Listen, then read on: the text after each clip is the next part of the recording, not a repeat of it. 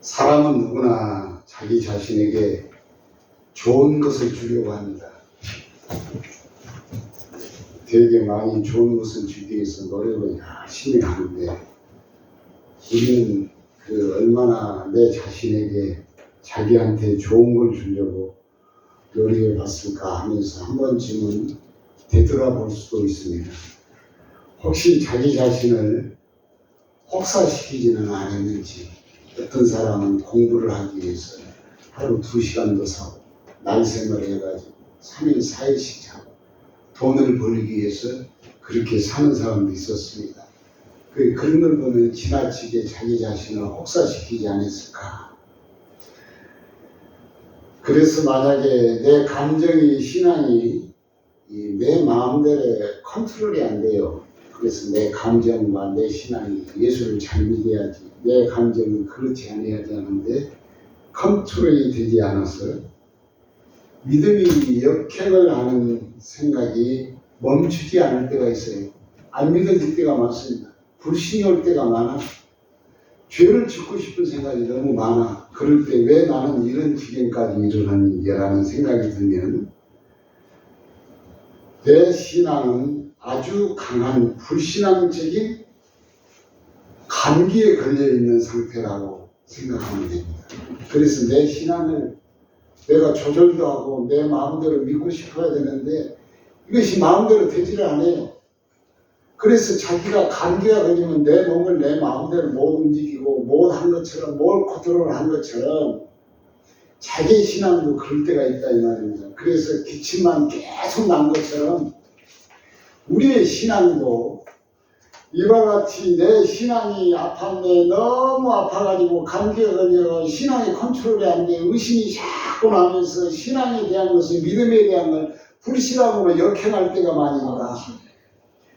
그래서 내 신앙의 감기와 내 신앙의 몸살에 대해서는 케어할 수 없는 능력을 가진 우리가 신앙의 감기, 정신의 감기, 마음의 감기가 걸리면 자기가 한없이 처져 있어요.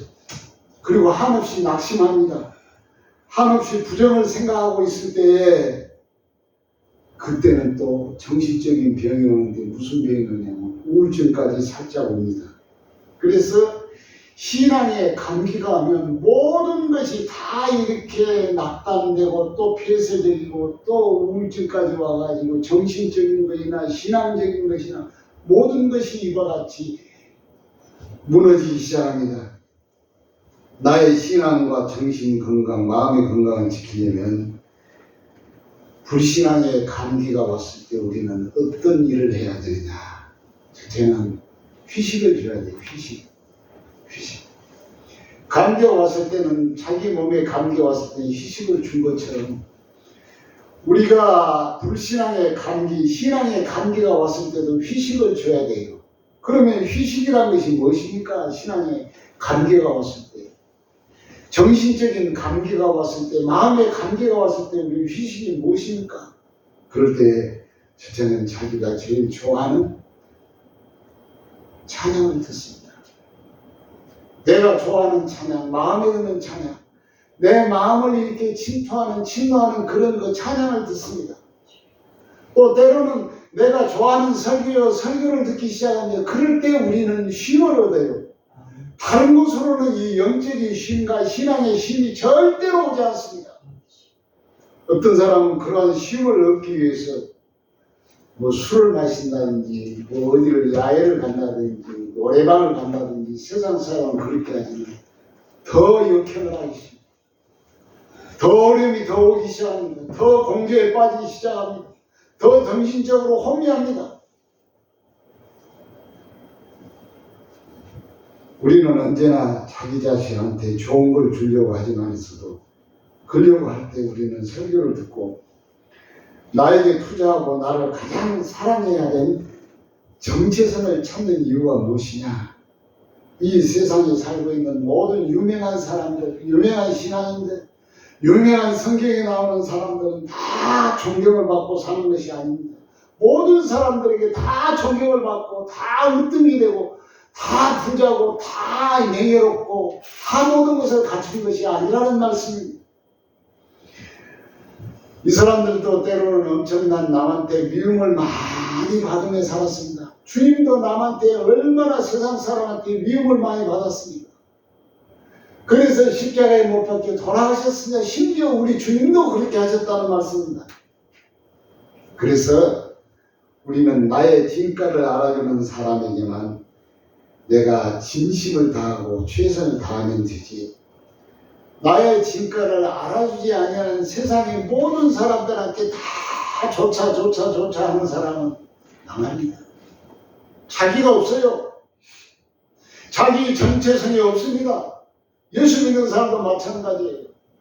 세상 사람과 함께 섞어서 어울려서 살면서 자기 정체가 없는 사람은 모든 사람들이 다 비율을 맞추기 위해서 최선을 다하면 자기 정체가 없습니다. 자기 자신이 없어진다는 말씀입니다. 그래서 내가 감정을, 내 신앙을 소모하고 시간을 소모할 필요는 없다는 말씀입니다. 굉장히 피곤해요. 내가 살아보니 대부분 나이 많이 먹은 사람들이 알고 있습니다. 초등학생들 만나는 친구, 중학교 만나는 친구, 고등학교 때 만나는 친구가 일생 동안 살아보니까 자주 만날 기회도 없습니다. 세상을 함께 동행할 수 있는 기회가 많지를 않아요. 친구의 벗을 삼을 만한 기회가 많지 않습니다. 나이 먹고 나니까 이 세상에 가장 행복한 사람은 두 사람만, 두 친구만 자기 흉금을 터놓고 모든 마음을 터놓고 자기 생각을 터놓고 두 사람만 있으면 가장 행복한 사람이라, 출세한 사람이라, 성공한 인생이라고 그렇게 말들을 합니다. 그래서 우리는 정말 믿음과 삶에 영향을 준 사람은 한두 명이면 축복스러운 사람이다. 이렇게 내 인생에 사라져버릴 사람들이면 그 사람들에게 내 인생은, 그 사람들에게 내 인생은 없어지는 것입니다. 그 사람들에게 쫓는 시간과 정력과 정신을 다 들이면 자기 인생이 없다는 말씀입니다. 그런 사람에게 관심을 사기 위해서, 환심을 사기 위해서 어떤 사람은 돈을 투자하고, 어떤 사람은 많은 시간을 투자하고, 어떤 사람은 또 많은 것들을 다 투자하지만서도 미움받지 않기 위하여 그 사람의 환심을 사기에 내 마음이 내 평생을 나의 중요한 인생에 투자하기를 허비하지 않았으면 좋겠다는 말씀이 오늘의 말씀이에요. 그래서 갈라디아서 4장 20절에서 24절에 있는 말씀을 여기를 보면 한 문장으로 정리하여 보면, 하나님이 나에게 주신 정체성, 하나님이 나에게 주신 정체성, 이 땅의 주인공이란 말입니다. 나는 하나님이 주시는 이 땅의 참 주인공으로 살아가라는 말씀입니다. 주인공으로. 이게 가장 중요한 요지입니다. 새 사람을 입으란 말은 옛날에 구습을 쫓지 말고, 사탄을 쫓지 말고, 망하여할 것을 쫓지 말고, 세속적인 문화에 쫓지 말고, 자기의 신앙을 가지고 하나님이 주시는, 본래 주셨던 그 정체성이 무엇인가, 나에게 주셨던 그 정체성이 무엇인가, 그래서 그 정체성의 주인공으로 살아가라, 그 말씀입니다. 내가 선하면 만물이 다 선합니다. 하나님의 선을 믿고 하나님의 참선과 참의를 믿고 내가 선하면 모든 우주 만물이 다 선합니다. 반대로 내가 추하면, 내가 악해지면 모든 사물이 다 악하게 보여요. 모든 사람들이 전부 다 악하게 보입니다. 모든 짐승들이 다 악하게 보여요. 그래서 추악한 사탄이 된다고 하는 말씀입니다. 창세기 1장 28절에 보면 하슬 속에 우상도, 추잡한 짐승의 신도, 나무 신도, 무생물들도 다 신이 될 수 있다 이 말입니다. 신이 될 수 있어. 타락하면 나무도 동물도 모든 것들이 다 신이 될 수 있다. 다 우상이 될 수 있다는 말씀입니다. 그와 반대로 하나님의 창조의 순리를 따르면 대다수의 인생은 마귀화 되지 않고 금수화되어 우상 덩어리가 되지 않고, 하나님이 나보고 하신 말씀은 자신있게 해보라는 말씀입니다. 하나님의 말씀, 하나님의 능력과 하나님의 권세, 본래 정체를 따라서 자신 있게 세상을 살아라, 그 말씀입니다. 하나님이 주시는 기회, 이 땅의 기회라는 말씀입니다. 이 땅에는 내가 주인공의 날들이요, 나의 날들입니다. 여러분의 생의 날들이요. 하나님의 의와 자신의 의가 아니고 십자가의 의로 있는 것이 중요합니다. 의라고 하니까 이 문제가 많이 와요. 의로운 삶을 살아야 하니까. 그래서 자기가 돌을 닦아서 의로운 사람이 되는 척합니다. 이런 의가 아니에요. 중세 17세기에 보면은 독일의 교회에서 성경에는 교리도 있고 오늘 예배드리는 형식도 있고 교회 가니까 교회 법도 있고 교회 또 윤리도 있고 문화도 있고 여러 가지 것들이 많이 있는데 그것을 다 폐쇄하고 어떻게 합니까? 내가 하나님에 대한 것을 직접 체험해야 되는 것이고 굶습니다. 금식이 아니고 굶어요. 이상한 환상을 보입니다. 정신적으로 몰두하니까. 그래서 이단들이 많이 발생합니다. 금욕을 합니다. 그러다 보니까 그것이 자기의 의라고 생각합니다. 하나님이 주시는 의라고 생각해요. 성경은 그런 의를 말하지 않습니다. 성경은 하나님의 의는 전인격적으로 이거라. 전인격적, 육신도 있고 영혼도 있고 전인격적으로 이것을 의지하라. 하나님의 말씀에 귀를 기울이는 삶이라는 겁니다. 그래서 늘 낡은 것으로 살지 말고 썩어져갈 구습으로 살지 말고 세월을 그렇게 보내지 말고 하나님의 기뻐하는 의의 열매가 인격에서 우리의 인격에서 신앙의 인격으로 나타나니 예수 믿는 것이라고 말씀합니다. 그래서 우리는 새 사람이 되는 것은 어떤 고도한 도덕적으로 있어가지고 사람이 신처럼 행세를 하고 그렇게 하는 것으로 생각하는데 성경은 그렇지 않습니다. 또 기능적으로 내가 교환이 됐고 뭐 대주교가 됐고 목사가 됐고 장로가 됐고 권사가 됐으니까 그런 기능적으로나 직함적으로 인하여서 직분으로도 아니고 모든 사람은 하나님 앞에 다 동등하다는 말씀입니다. 모든 사람은 하나님 앞에 다 신자라는 말씀입니다. 그래서 속 사람의 영혼이 새 사람으로 되는 것이 가장 중요한 인생의 정체라는 말씀입니다. 새 사람, 하나님이 본래 창조되어지는 그 본체, 그 정체, 그것을 가지고 살아라 그 말씀입니다. 고린도서 4장 16절의 말씀처럼 예수를 믿다가 그러므로 우리는 낙심하지 아니하노니 그 사람은 날마다 어떻게 됩니까? 후패져가 죽음을 향하게 간다 이 말씀입니다. 날마다 병들 수 있다 이 말입니다. 날마다 약해질 수 있다 이 말입니다. 그런데 나의 영혼은 우리 인간 속에 있는 그 영혼은 날마다 새로워져서 장성하여 성장해진다는 말씀입니다. 그러므로 인하여서 속사람은 날마다 새로워지고 우리는 여기에서 운명적이지 않습니다. 절대 사람은 운명이란 말을 우리가 잘 이해하셔야 돼요. 운명과 신앙을 헷갈리는 사람이 많이 있습니다. 운명이란 말은 뭐냐? 하나님이 아닌 어떤 신이 와가지고 초월자의 그 힘이 와가지고 그 초월자의 힘에 의해 와가지고 정해져 있는 목숨을 말합니다. 정해져 있는 목숨의 처지, 숨겨져 있는 그 숙명을 말해요. 그런데 그건 신앙이 아닙니다. 하나님 외에 그 어떤 신도 존재할 수가 없습니다. 사탄과 마귀는 있을 수 있으나 그것이 운명적으로 우리의 힘을, 우리의 인간의 목숨을, 우리의 인간의 삶을 이렇게 정해 놓아가지고 숙명적으로 감춰져가지고 그것 따라 인생이 산다. 그건 아닙니다. 한국에만 그런 거 있어요. 운명론자는 한국만 있습니다. 초인간적인 힘에 의해서 정해져 있는 목숨을 말하는데 그것이 아니라 피할 수 없는 운명이라고 말합니다. 그래서 그 운명에 따라 인간이 살아간다.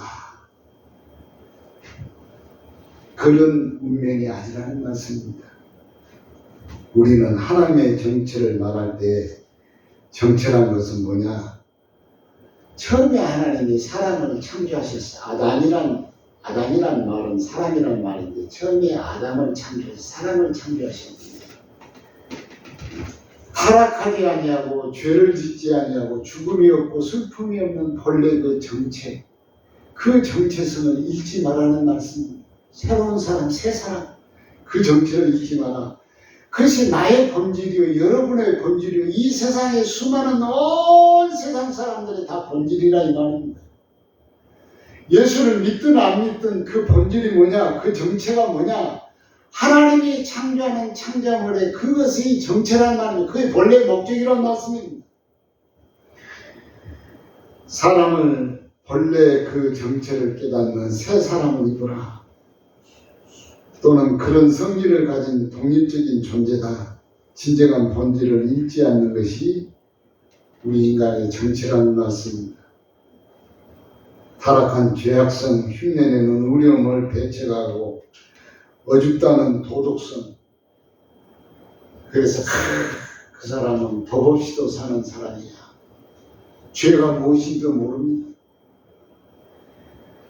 그런 도덕성을 말하지 않고 신의 뜻을 잘 알아가지고 맞춘 것처럼 거짓 행세를 하는 이 점쟁이의 정체가 바른 것은 마귀입니다. 신의 뜻을 점쟁이가 절대로 알 수가 없습니다. 이 세상에 하나님의 뜻을 다 아는 사람은 이 세상에 존재하지를 않아요. 존재하지를 않습니다. 사탄, 마귀요, 귀신이요, 사기입니다. 사기극이에요. 점쟁이 점치는 것 때문에 죽은 사람, 자살한 사람 한국에 무수하게 많습니다. 정말로 많아요. 헛소리 해가지고 죽습니다. 4월에 나 영화배우와 많은 사람들이 배우와 컨택을 할 거니까 돈이 많이 들을 때가 조금 참아. 4월 돼, 5월 돼, 6월, 7월 돼도 안 들어와. 자살해버리고.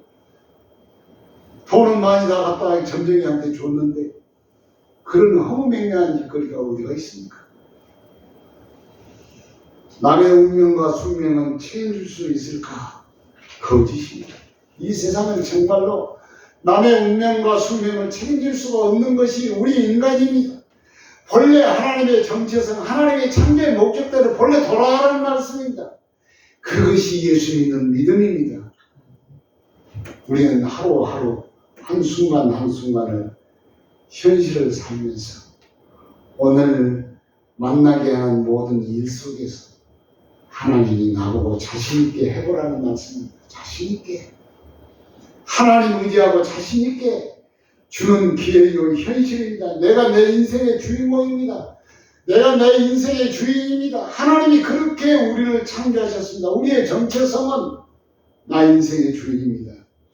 그런 믿음과 그런 자랑이 우리의 삶의 힘이 되고 빛이 나고 기적이 되고 우리의 현실 속에 하나님이 함께 하실 줄로 믿습니다.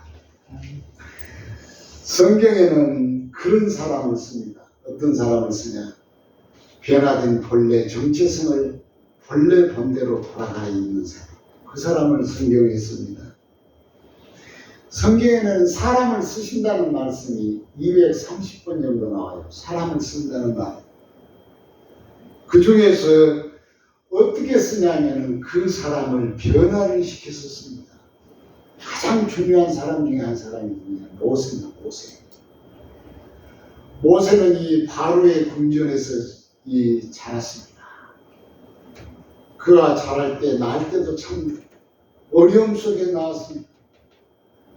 석 달 동안 자기 어머니가 자기 아들 모세를 숨길 수가 없어요. 그 나일강가에 자기 바구니 얹어가지고 떠내려 보냅니다.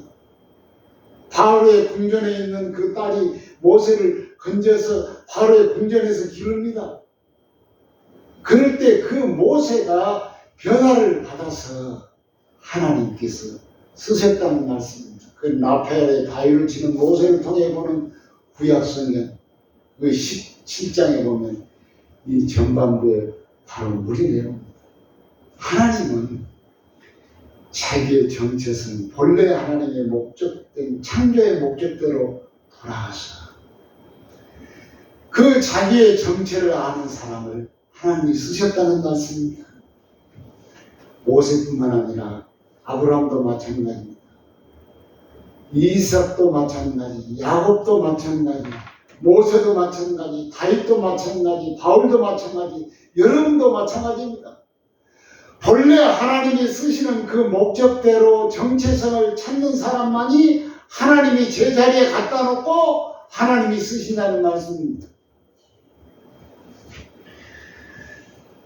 그래서 하나님이 쓰시려고 하면은 쓰시려는 인물은 때로는 뭡니까? 배를 굶주리기도 합니다. 뼈를 깎는 아픔도 있게 합니다. 성경입니다. 그 의지를 하나님이 시험한다 그랬습니다. 하나님이 쓰시려고 본래 정체로 돌아가면 하나님의 목적대로 쓰시려고 하면은 그걸 시험한다는 겁니다. 배도 고파하고 뼈도 아픈 그런 아픔도 가져서 하나님의 본래 자리로 창조의 목적 다리로 예수 믿는 그 자리로 하나님이 되돌려 놓으신다는 말씀. 그러면서 하나님이 그 자리에 있을 때 하나님이 쓰신다는 겁니다. 그런데 이 성경에 나오는 수많은 사람들이 다 그때 하나님이 쓰셨습니다. 우리 인생에 큰 시련을 만났거든. 아, 하나님이 나에게 선택을 해주시는 인간이구나. 선택을 해주는 인물이구나. 사람이구나 하는 것을 우리는 되돌아보면서 생각해야 할 것입니다. 그래서 오늘의 말씀, 새 사람을 입으라. 너의 정체를 찾으라는 겁니다. 그래, 그 자리에 있을 때 하나님께서 그 사람을 부르셔서 하나님이 사용하시고 쓰신다는 말씀입니다. 기도하겠습니다.